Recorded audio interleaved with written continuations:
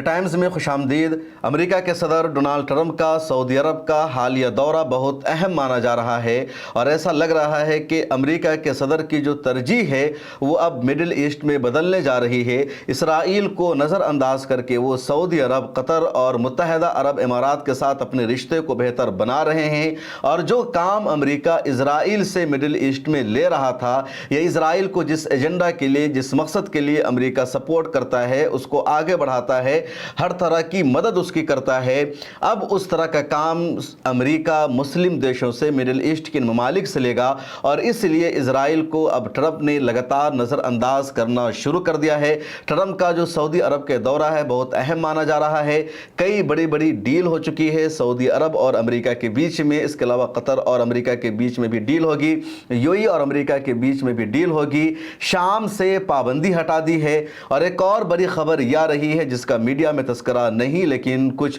خفیہ ذرائع سے خبر سامنے آئی ہے کہ امریکہ نے سعودی عرب کو نیوکلیئر طاقت بننے کا راستہ بھی ہموار کر دیا ہے۔ اب تک پابندی تھی کہ سعودی عرب جوہری پروگرام کا آغاز نہیں کر سکتا ہے، سعودی عرب نے اس معاہدے پر دستخط بھی کر رکھا تھا، لیکن اب امریکہ نے اس کی بھی اجازت سعودی عرب کو دے دی ہے۔ ادھر ایران اور سعودی عرب کے درمیان جوہری پروگرام کو لے کر پہلے سے مذاکرات کا سلسلہ جاری ہے، اس پر بھی بات چیت ہوئی۔ امریکہ کے صدر ڈونلڈ ٹرمپ نے سعودی عرب میں بھی انڈیا اور پاکستان کا تذکرہ کیا، اور وہاں بھی انہوں نے دیش کے وزیر اعظم نریندر مودی کو ذلیل کرنے کا کام کیا، وہاں بھی انہوں نے انڈیا اور پاکستان کا ایک طرح سے تذکرہ کیا، ذرا برابر بھی انہوں نے پاکستان کو دہشت گردی سے نہیں جوڑا، پاکستان کے جو کالے کرتوت ہے اس حوالے سے تبصرہ نہیں کیا، اور اس کو لے کر کے اب بھارت میں لوگوں کا غم و غصہ بھی بڑھتا جا رہا ہے۔ فلسطین کے حوالے سے ٹرمپ نے جو تذکرہ کیا، جو تبصرہ کیا، وہ سب سے اہم ہے، اور مصر نے، قطر نے مکمل طور پر اس کا خیر مقدم کیا ہے۔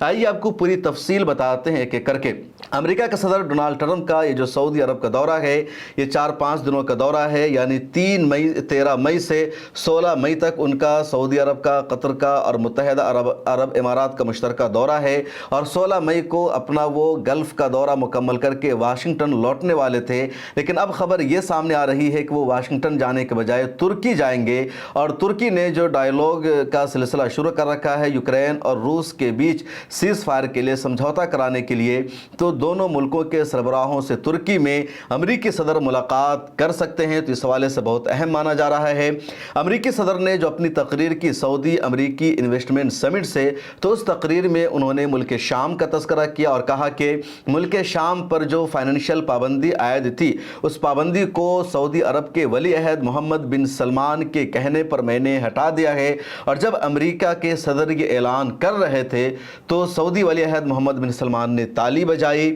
اور اس کا خیر مقدم اور استقبال امریکی صدر نے بھی کیا، اور جوش میں لوگ نظر آ رہے تھے، اور یہ جو ویڈیو کلپ ہے سوشل میڈیا پر بہت زیادہ وائرل ہو گئی، عربوں میں بہت زیادہ یہ کلپ وائرل ہو گئی، اور جو عرب کے نوجوان ہیں وہ محمد بن سلمان کی طاقت کے طور پر اس کو پیش کر رہے ہیں کہ دیکھو ہمارے ملک کا سربراہ محمد بن سلمان اتنا پاورفل ہے، اتنی اس کی ویلو ہے کہ اس نے امریکہ کے صدر کو کہا کہ ملک شام پر جو اکنامک پابندی عائد ہے اس کو آپ ہٹا دو، اور امریکہ نے ان کے کہنے پر ہٹا دیا ہے، جو دنیا کا سپر پاور مانا جاتا ہے، جس کو سب سے زیادہ دنیا میں اہمیت دی جاتی ہے، تو اس نے سعودی عرب کے ولی عہد کی اور وزیر اعظم کی بات مانی ہے۔ تو اس مانا کر عربوں میں اس کلپ کو بہت زیادہ مقبولیت کی نظر سے دیکھا گیا کہ محمد بن سلمان ایک پاورفل شخص ہے، اور اس نے جو کہا امریکہ نے اس پر عمل کیا ہے۔ اس کے علاوہ خفیہ ذرائع سے خبریں بھی سامنے آ رہی ہے کہ امریکہ نے سعودی عرب کو الاؤ کر دیا ہے نیوکلیئر پروگرام کے لیے، نیوکلیئر پروگرام پر پابندی آئی تھی کہ سعودی عرب جوہری پروگرام کا آغاز نہیں کر سکتا ہے، وہ ایٹمی طاقت نہیں بن سکتا ہے، لیکن اب امریکہ نے اس کی بھی اجازت دے دی ہے۔ کچھ میڈیا ہاؤسز میں اس حوالے سے تذکرہ ہے، مکمل طور پر کنفرم رپورٹ نہیں ہے، اور کئی مرتبہ اس طرح کی رپورٹ کو خفیہ رکھا جاتا ہے، لیکن ذرائع یہی کہہ رہے ہیں، سوشل میڈیا کے ذرائع سے یہ دعویٰ کیا جا رہا ہے کہ سعودی عرب نے اس کے لیے پرمیشن دے دی ہے۔ امریکی صدر نے فلسطین کا بھی تذکرہ کیا، اور اور کہا فلسطینیوں کو غزہ کے لوگوں کو عزت کے ساتھ زندگی گزارنے کا حق ہے اور وہ لوگ بھی بہتر مستقبل کے حقدار ہیں۔ انہوں نے یہ بھی کہا کہ جو فلسطین کے رہنما ہیں، جو غزہ کے رہنما ہیں، انہیں اب ہتھیار اٹھانا بند کر دینا چاہیے، ہتھیار کو رکھ دینا چاہیے، اور انہوں نے جو قیدی بنا رکھا ہے، ہوسٹیج بنا رکھا ہے، اغوا کر رکھا ہے، انہیں ان کو ریلیز کر دینا چاہیے۔ جیسے ٹرمپ کا یہ بیان سامنے آتا ہے، مصر نے، قطر نے ان کی اسپیچ کے اس پارٹ کا خیر مقدم کیا اور امید ظاہر کی ہے کہ جلد ہی دونوں کے درمیان یعنی حماس اور اسرائیل کے درمیان سیز فائر کا اعلان ہو جائے گا، جنگ بندی کا نتیجہ سامنے آ جائے گا، اور ایک مرتبہ پھر امریکی صدر ٹرمپ کی طرف سے اسرائیل پر شدید دباؤ بنے گا۔ امریکہ کی طرف سے لگاتار دباؤ بنایا جا رہا ہے بنیامین نتنیاہو پر، اور اس کا نتیجہ یہ ہے کہ جب اسرائیل نے امریکہ کی بات کو نہیں مانی تو امریکی صدر ٹرمپ نے ڈائریکٹ حماس سے بات چیت کی اور اپنے ایک شہری ایدان الیگزینڈر کو رہا کرا لیا۔ حماس نے امریکہ کے اس فیصلے کا خیر مقدم بھی کیا اور اب بات چیت کا سلسلہ جاری ہے، اور اب ٹرمپ ہو سکتا ہے سیدھے اسرائیل پر دباؤ بنائے اور اس کو بولے کہ تم بات مانو اور غزہ پٹی پر حملہ کرنا بند کر دو، کیونکہ ابھی تک غزہ پٹی پر اسرائیل نے حملہ کرنا بند نہیں کیا ہے۔ امریکی صدر نے اپنی اسپیچ میں یہ بھی کہا کہ انہوں نے سعودی عرب پر دباؤ بنایا ہے کہ سعودی عرب ابراہیم اکارڈ کو مانے اور اسرائیل کے ساتھ اپنا سفارتی رشتہ بنائے، لیکن سعودی عرب کے حوالے سے امریکی صدر نے یہ بھی کہا کہ اس تنازع میں اور اس کنٹروورسی میں فی الحال تو سفارتی رشتے بحال نہیں ہو سکتے ہیں، لیکن ابراہیم اکارڈ پر عمل کرنے کی سعودی عرب دھیرے دھیرے کوشش کرے۔ سعودی عرب کی طرف سے واضح طور پر یہ کہا جا چکا ہے کہ جب تک اسرائیل 1967 کی سرحدوں کے مطابق اندر نہیں جائے گا اور مقبوضہ علاقوں کو خالی نہیں کرے گا، غزہ پٹی پر اسرائیل کا حملہ بند نہیں ہوگا، اس وقت تک اسرائیل کے ساتھ سفارتی رشتہ بحال نہیں ہو سکتا۔ اور اب خبر یہ ہے کہ امریکہ کی طرف سے اسرائیل پر دباؤ بنایا جا رہا ہے کہ وہ 1967 کی سرحدوں کے مطابق اندر جائے اور مقبوضہ علاقوں کو خالی کرے، یروشلم سے، بیت المقدس کے علاقوں سے وہ نکل جائے، مکمل طور پر آزاد کرے، غزہ پٹی پر حملہ کرنا بند کرے۔ ٹرمپ نے اپنی تقریر میں انڈیا اور پاکستان کا بھی تذکرہ کیا اور اس کی بہت زیادہ انڈیا میں چرچا ہو رہی ہے۔ آگے تفصیل سے اس پر ایک ویڈیو بنائیں گے اور بتائیں گے کہ انڈین رہنماؤں کا اب اس پر کیا رد عمل ہے۔ دراصل سعودی عرب میں امریکہ نے یعنی ٹرمپ نے اپنی اسپیچ دیتے ہوئے کہا کہ پاکستان اور انڈیا دونوں کے درمیان جو لڑائی چل رہی تھی اس کا بہت بڑا نقصان ہونے والا تھا، لاکھوں لوگوں کی جانیں جا سکتی تھی، لیکن میں نے بیچ میں آ کر کے دونوں کو سمجھایا، دونوں لوگوں نے میری بات مانی، میرے نائب صدر جے ڈی وینس نے اچھا کام کیا، ہمارے فورن سیکریٹری وزیر خارجہ مارکو روبیو نے اچھا کام کیا، اور ان دونوں کی جو محنت ہے، ان دونوں کی جو کوشش ہے رنگ لائی، اور یہ دونوں دیش جنگ کرنے سے باز آ گئے، رک گئے۔ امریکی صدر نے یہ بھی کہا کہ ہم نے ان دونوں کو ڈنر پر بلایا ہے کہ وہ دونوں آئے، ساتھ میں کھانا کھائے، اور جو ان دونوں کے درمیان لڑائی ہے، ان دونوں کے درمیان جو تنازع چل رہا ہے وہ ختم ہو جائے، یہ امریکی صدر کا کہنا تھا۔ اور جیسے خبر سامنے آتی ہے انڈیا میں ہنگامہ برپا ہو جاتا ہے کہ کیا اب انڈیا اور پاکستان کے جو سربراہ ہیں، جو وزیر اعظم ہیں، وہ ایک ساتھ ڈنر کریں گے، وہ ایک ساتھ کھانا کھائیں گے، جبکہ دیش کے وزیر اعظم نریندر مودی کی طرف سے بار بار کہا جاتا ہے کہ وہ پاکستان کے ساتھ کبھی بات چیت نہیں کر سکتے، خون اور پانی ایک ساتھ نہیں بہہ سکتے، دہشت گردی اور ٹاک ایک ساتھ پوسیبل نہیں ہے۔ تو امریکہ کی طرف سے بار بار کہا جا رہا ہے، اس سے پہلے امریکہ نے کہا تھا کہ ہم نے دونوں کو بزنس کی دھمکی دی تھی اور کہا تھا کہ اگر تم دونوں نے جنگ بندی نہیں کی، میری بات نہیں مانی، تو تم دونوں کے ساتھ ویپار کو، تجارت کو ہم بند کر دیں گے۔ اس سے پہلے ٹرمپ نے کہا کہ کشمیر کے مسئلے پر بات چیت کرنے کے لیے، کشمیر مسئلے کو حل کرانے کے لیے وہ تیار ہیں، اور اب کشمیر نے دونوں اب ٹرمپ نے انڈیا اور پاکستان کے ہیڈز کو ڈنر پر بلا لیا ہے، اور انڈیا میں اس کا شدید ویرودھ کیا جا رہا ہے کہ ٹرمپ ایسا کیسے کہہ سکتے ہیں۔ انڈیا کی فورن منسٹری کی طرف سے یہ تو ضرور کہا گیا ہے کہ انڈیا اور پاکستان کے درمیان جو سیز فائر ہوئی ہے اس میں کسی تیسرے ملک کا کوئی رول اور کردار نہیں ہے، لیکن دیش کے وزیر اعظم کی طرف سے ایسا کچھ بھی نہیں کہا گیا، نہ تو ایک ٹویٹ کیا گیا، اور نہ ہی پچھلے دنوں جب دیش کے وزیر اعظم مودی نے خطاب کیا تھا تو وہاں اس طرح کا کوئی تذکرہ موجود تھا کہ اس سیز فائر میں، اس مدھیستہ میں امریکہ کا کوئی کردار نہیں ہے، ایسا انہوں نے کچھ بھی نہیں کہا تھا۔ بہرحال آئیے آپ کو یہ بتاتے ہیں کہ امریکہ اور سعودی عرب کے درمیان کیا کیا ڈیل ہوئی ہے۔ تو اب تک کی خبروں کے مطابق امریکہ اور سعودی عرب کے درمیان ایک $142 बिलियन का डिफेंस का माहिदा हुआ है, जिसमें एयर डिफेंस सिस्टम, मिसाइल और दूसरे हथियार अमेरिका सऊदी अरब को देगा। तो $142 बिलियन की डील हुई है अमेरिका और सऊदी अरब के दरमियान हथियारों की, और ये बहुत बड़ी डील है और अमेरिका के ख़जाने में सऊदी अरब का अच्छा खासा पैसा जाएगा। उसके अलावा सऊदी अरब ने अमेरिका में $600 बिलियन की सरमायाकारी का ऐलान किया है, इन्वेस्टमेंट का ऐलान किया है, और ये बहुत बड़ा इन्वेस्टमेंट है सऊदी अरब की तरफ से अमेरिका में। अमेरिकी सदर ने लगातार तारीफ की सऊदी अरब की और कहा जब से सऊदी अरब ने अमेरिका में इन्वेस्टमेंट करना शुरू किया है, अमेरिका की जो माशी हालत है अच्छी होती जा रही है, अमेरिका में रोज़गार के मौके पैदा होते जा रहे हैं, और इस इन्वेस्टमेंट से और ज़्यादा अमेरिका में रोज़गार के मौके पैदा होंगे। उसके अलावा एक और ख़बर यह है कि कतर भी अमेरिका में बहुत बड़ी इन्वेस्टमेंट का ऐलान करने वाला है। कतर ने पहले ही अमेरिका को बहुत बड़ा जहाज़ गिफ्ट करने का ऐलान कर रखा है, जिसकी जो कीमत है $419 मिलियन से ज़्यादा है। इंडियन करेंसी में 3000 करोड़ से ज़्यादा उसकी कीमत हो जाती है, और ये बहुत बड़ा जहाज़ है, दुनिया का सबसे बड़ा लग्जरी और पुरतायुश जहाज़ इसको माना जा रहा है। और अमेरिकी सदर ने ऐलान कर दिया है अपने काफ़िले में इस जहाज़ को शामिल करने का। पिछले दिनों एक ट्वीट करके उन्होंने कहा था कि अभी तक जिस जहाज़ पर हम चढ़ते हैं, जो वन एयरफोर्स का जहाज़ है, वो 40 साल पुराना है, और बेवकूफ़ी होगी कि कोई जहाज़ गिफ्ट में मिल रहा हो और उसको वन एयरफोर्स का हिस्सा ना बनाया जाए। तो ऐलान कर दिया, हालांकि अभी जब वो कतर से लौटेंगे तो इस जहाज़ में सफ़र नहीं करेंगे, बल्कि खाली जहाज़ वाशिंगटन जाएगा, उसकी सिक्योरिटी चेकिंग होगी, और उसके बाद उनके वन एयरफोर्स हिस्से का हिस्सा वो जहाज़ बन जाएगा। तो दुनिया में किसी भी मुल्क के सरबराह को अब तक जो गिफ्ट दिया गया है, उसमें अब तक का ये सबसे महंगा गिफ्ट माना जा रहा है, और कहा जा रहा है कि कतर के अमीर इस हवाले से फ़लस्तीन के मसले पर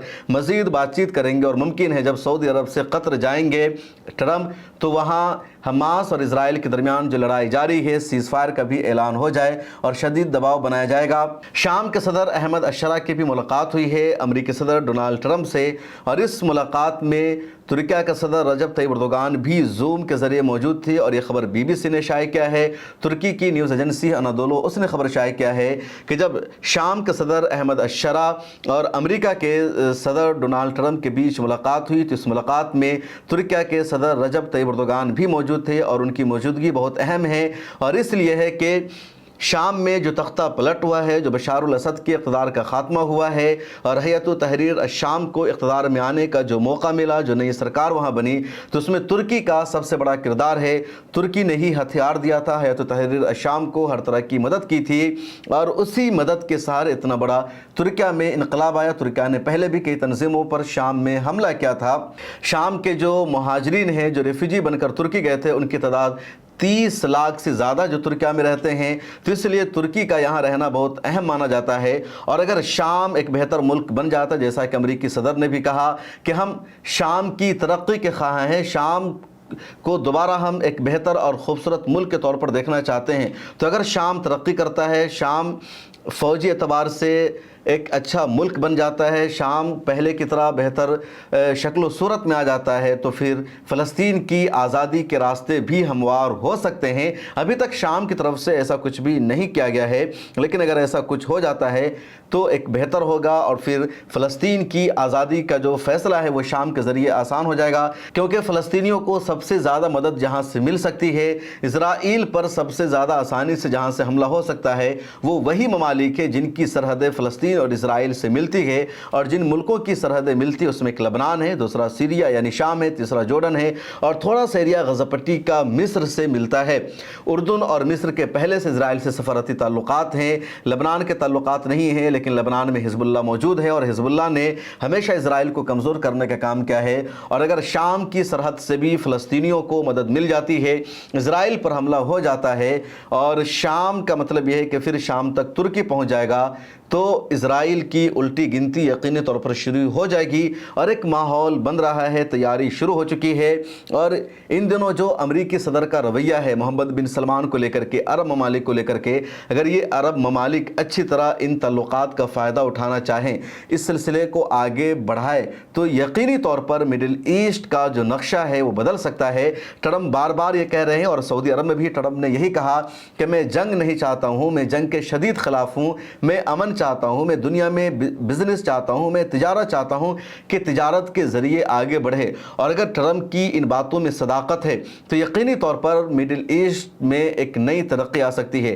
امریکہ کی اب تک امیج یہی رہی ہے کہ امریکہ دنیا کے مختلف دیشوں کو لڑاتا ہے، آپس میں جھگڑے کرواتا ہے، اپنا ہتھیار بیچتا ہے، اس کے ذریعے وہ بزنس کرتا ہے، امریکی عوام کے پاس پیسہ آتا ہے، امریکی سرکار کے پاس پیسہ آتا ہے۔ لیکن ٹرمپ کی جو پالیسی ہے پہلے بھی الگ تھی اور اب بھی الگ ہے۔ ٹرمپ یہ کہتے ہیں کہ مجھے جنگ پسند نہیں ہے، مجھے امن پسند ہے، میں امریکہ کے ہتھیاروں کو دنیا میں نہیں بیچنا چاہتا، بلکہ میں یہ چاہتا ہوں کہ دنیا بھر کے ممالک امریکہ میں انویسٹمنٹ کرے، تجارت بڑھے اور اس کے ذریعے پیسہ آگے بڑھے۔ اگر آپ دیکھیں گے کہ 2016 سے 2020 تک جو امریکی صدر ڈونالڈ ٹرمپ کا دور تھا تو اس میں مسلم ممالک کے بیچ میں بہت کم جنگیں ہوئی، بہت کم لڑائی ہوئی۔ اس سے پہلے جب 8 سال باراک اوباما امریکہ کے صدر رہے تو دنیا کے کئی مسلم دیشوں میں لڑائی ہوئی، کئی مسلم دیش تباہ و برباد ہو گئے، اور اس میں لیبیا شامل ہے، عراق شامل ہے، تیونس شامل ہے، خود شام پر انہوں نے جنگ کو مسلط کر دیا تھا۔ اور یہ تمام ممالک جو خوشحال تھے، جہاں ترقی تھی، جہاں ڈیولپمنٹ تھا، یہ تمام ممالک جنگ کی آڑ میں تباہ و برباد ہو گئے۔ اس سے پہلے امریکہ کی حکومت نے عراق اور کویت کو آپس میں لڑایا تھا، عراق اور ایران کو آپس میں لڑایا تھا، اور یہ مسلم ممالک بھی لڑ کر آپس میں تباہ و برباد ہو گئے تھے۔ لیکن جب امریکی صدر ٹرمپ آتے ہیں، 2016 اور 20 تک رہتے ہیں، تو آپ دیکھیں گے ترکی آگے بڑھتا ہے، عراق کی جو انٹرنل لڑائی تھی وہ کم ہوتی ہے، شام کی جو انٹرنل لڑائی ہے وہ کم ہوتی ہے، لیبیا کی جو انٹرنل لڑائی وہ کم ہوتی ہے، افغانستان پر جو جنگ پچھلے امریکی صدر نے مسلط کر رکھا تھا، اس افغانستان سے امریکہ اپنی فوج کو واپس بلا لیتا ہے اور دوبارہ طالبان کی افغانستان میں واپسی ہوتی ہے۔ اور امریکہ کے صدر ٹرمپ نے اپنے 4 سالہ دور میں کسی بھی مسلم ملک پر حملہ نہیں کیا، حملہ کرنے کا کوئی بہانہ نہیں بنایا، کسی کو جنگ میں انہوں نے نہیں ڈھکیلا۔ اور اب جب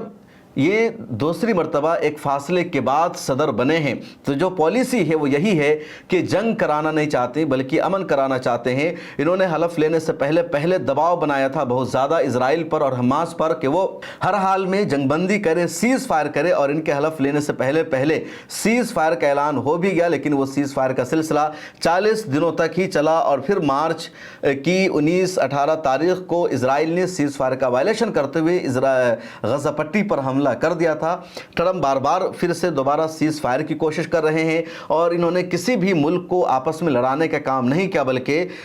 انڈیا اور پاکستان کے درمیان جو جنگ شروع ہوئی تھی اور جو جنگ بہت زیادہ آگے بڑھنے والی تھی، یہ جو جنگ ہے بہت زیادہ انسانوں کی تباہی کا ذریعہ بن سکتی تھی، اس جنگ کو انہوں نے 4 دنوں میں ہی روکنے کا کام کیا۔ تو ٹرمپ کا جو کام کرنے کا اسٹائل ہے، جو طریقہ ہے، ان کی جو سوچ ہے، اس سے یہی پتہ چل رہا ہے کہ جنگ نہیں چاہتے، یہ امن چاہتے ہیں۔ اور اگر امن کے راستے کی طرف ٹرمپ آگے بڑھتے ہیں تو یقینی طور پر مسلم ممالک میں اور ترقی ہوگی، کیونکہ امریکہ نے مسلم ممالک کی جو امیج بنا رکھی تھی جنگ لڑنے کی، آپس میں لڑنے کی، ایک دوسرے پر حملہ کرنے کی، تباہ و برباد کرنے کی، اور اگر یہ انویسٹمنٹ کی طرف آتے ہیں، بزنس کی طرف آتے ہیں، جنگ کو مڈل ایسٹ سے اور مسلم ممالک سے روکتے ہیں، تو مجھے لگتا ہے کہ پوری مسلم دنیا کو، پورے مسلم ورلڈ کو ٹرمپ کی اس پالیسی کا خیر مقدم کرنا چاہیے اور جنگ سے دور رہ کر، امن کی حالت میں رہ کر بزنس میں آگے بڑھنا چاہیے، ڈیولپمنٹ میں آگے بڑھنا چاہیے، ایجوکیشن میں آگے بڑھنا چاہیے، یا ٹیکنالوجی کے میدان میں آگے آنا چاہیے، جنگ سے دور ہو جانا چاہیے